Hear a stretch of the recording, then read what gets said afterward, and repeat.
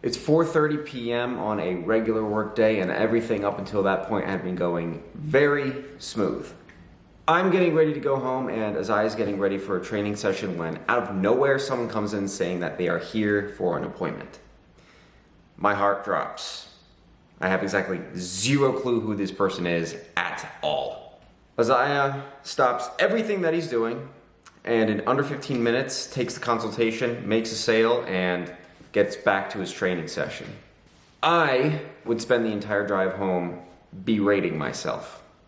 What would you have done had anyone other than Azaya been there? Why are you like this? Why do you have ADD? Why can't you just be organized? I would then concoct 4,001 different ways to be better, which in reality meant I was just overcompensating and trying to find 1,000,001 ways to be busy. Unfortunately for me, this isn't an isolated incident. It's a pattern. For the longest time, I thought that this was just who I was. It's because I'm not naturally intelligent. That's just the way my life goes, physically the oldest, but mentally the youngest. It's nothing I can help. It's just this old ADD brain I got. What I have just now realized is that all of this was cope. They're excuses. My constant fucking up was a symptom of a much bigger issue. And it wasn't until I implemented this one principle that I started to see any sort of change in my life. And I gotta say, when I did start living by this, the changes were pretty much instantaneous. Within the first 2 weeks of implementing this principle, I noticed a drastic change in my attitude, my memory, my attention to detail, my level of stress and anxiety, and my time management. But before we get into the solution, it is important that we unpack what the problem is first. So the problem is relatively simple. I had a horrible outlook on life. I was 100% selfish, lazy, and nihilistic, meaning I didn't believe that anything meant anything. I was always prioritizing immediate gratification over long-term satisfaction. I was always in a distracted state, living in a complete fantasy world. Ever since I can remember, which is like first grade, I have always felt unprepared for everything. And this was my autopilot. This is what I would defer to when I wasn't consciously thinking about anything. When you're living like that, your mind creates mental frameworks to protect you from the reality that you're living like an idiot. Like, the little things don't matter. I'm a big picture kind of guy. I have far more important things to do than worry about the little things. The cognitive dissonance was quite strong. Cognitive dissonance. It's when your words, your beliefs, and your actions don't align. I was not intelligent or important, and nothing mattered. However, I was far too intelligent and important to worry about the little things like making my bed. I also created what's called a positive feedback loop, which is a system that reinforces itself at an exponential rate.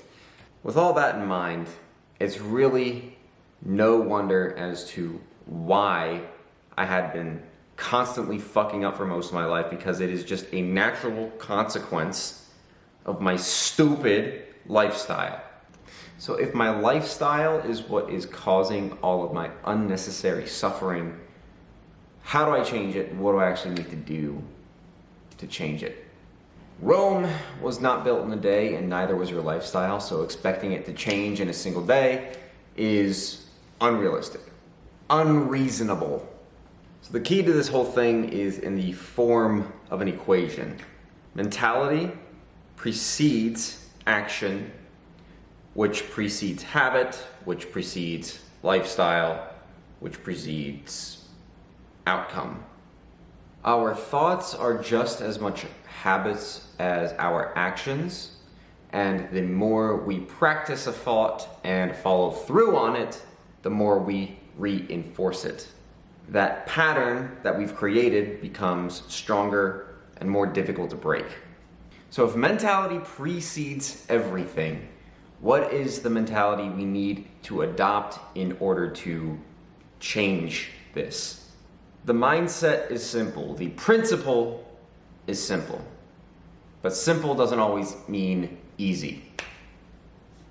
How you do one thing is how you do everything. Now, I can't take credit for this principle at all.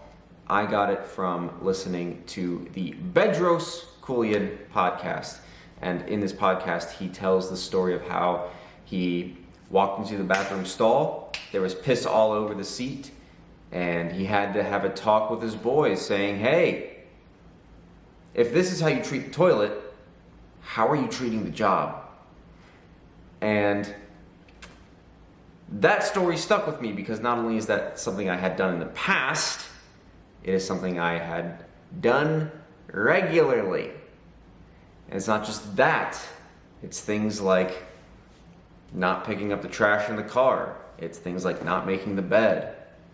It's things like not washing the dishes.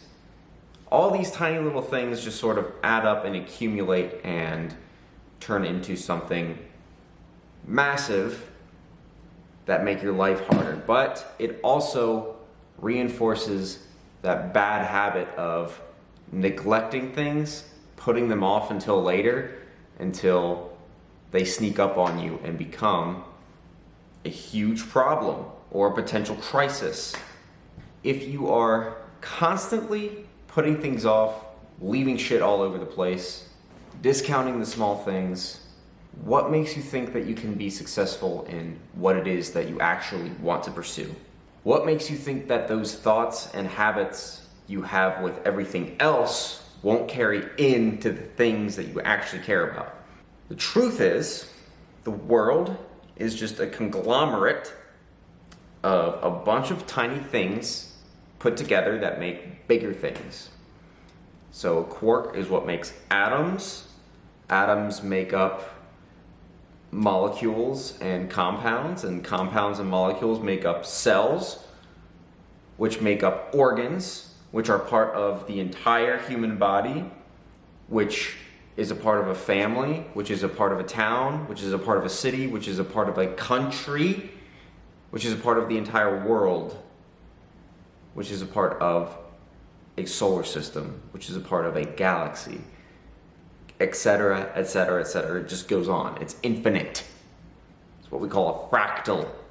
So these little things are actually probably the most important because they scale upwards and make up the rest of your life. It's a double-edged sword. All we have to do is use this principle in our favor. We have to reverse this process that's already in motion. It is small decisions over a very long period of time that got us into this mess in the first place. So naturally, it is going to take a lot of small decisions over a very long period of time that will bring us the change that we want to see. One of the first changes I made was washing the dishes after I used them. Then it was to always throw away the trash in my car. Then it was simply to make my bed every single morning.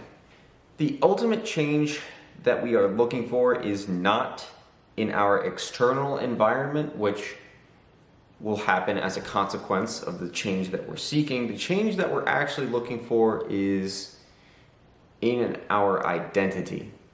We'll have to dig a little bit deeper to find out exactly why my lifestyle is so fucked up to begin with, but that's a deep dive, so we'll cover that in another video. Until then, thank you all for watching. I'll see you in the next one. So all the tiny bad decisions that you make will build up into a large, big, terrible lump, fuck that. Get rid of that.